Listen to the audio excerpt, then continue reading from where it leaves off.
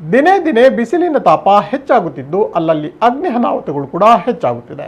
ಲಾಯ್ಲ ಗ್ರಾಮದ ಗುರಿಂಗಾನ ಎಂಬಲ್ಲಿ ಭಾರಿ ಅಗ್ನಿ ಅನಾಹುತ ಸಂಭವಿಸಿದೆ. ಫೆಬ್ರವರಿ 26 ಮಧ್ಯಾಹ್ನ ಗುಡ್ಡಕ್ಕೆ ಬೆಂಕಿ ಬಿದ್ದಿದ್ದು ಸಮೀಪದ ರಬ್ಬರ್ ತೋಟಕ್ಕೂ ಬೆಂಕಿ ವ್ಯಾಪಿಸಿದೆ.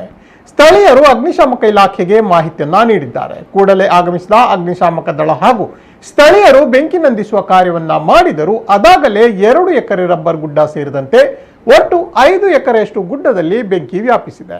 ಬೆಂಕಿ ಅನಾಹುತಕ್ಕೆ ಕಾರಣ ತಿಳಿದು ಬಂದಿಲ್ಲ. ಈಗಾಗಲೇ 2 ಅಗ್ನಿಶಾಮಕ ಇಲಾಖೆಯ ತಂಡಗಳು ಲಾಯ್ಲ ಗ್ರಾಮ ಪಂಚಾಯತ್ ಹಾಗೂ ಸ್ಥಳೀಯರು ಬೆಂಕಿ ನಂದಿಸಲು ಶತ ಪ್ರಯತ್ನ ಮಾಡುತ್ತಿದ್ದಾರೆ. ಕಳೆದ ವಾರವಷ್ಟೇ ಲಾಯ್ಲ ಗ್ರಾಮದ ಪಡ್ಲಾಡಿ ಎಂಬಲ್ಲಿ ಬೆಂಕಿ ಅನಾಹುತ ಸಂಭವಿಸಿದ್ದು ಅಗ್ನಿಶಾಮಕ ಇಲಾಖೆ ಆಗಮಿಸಿ ಬೆಂಕಿ ನಂದಿಸುವ ಕಾರ್ಯವನ್ನ ಮಾಡಿತ್ತು. ಸ್ಥಳೀಯರ ಸಮಯ ಪ್ರಜ್ಞೆಯಿಂದ ಭಾರಿ ದೊಡ್ಡ ಅನಾಹುತ ತಪ್ಪಿತ್ತು.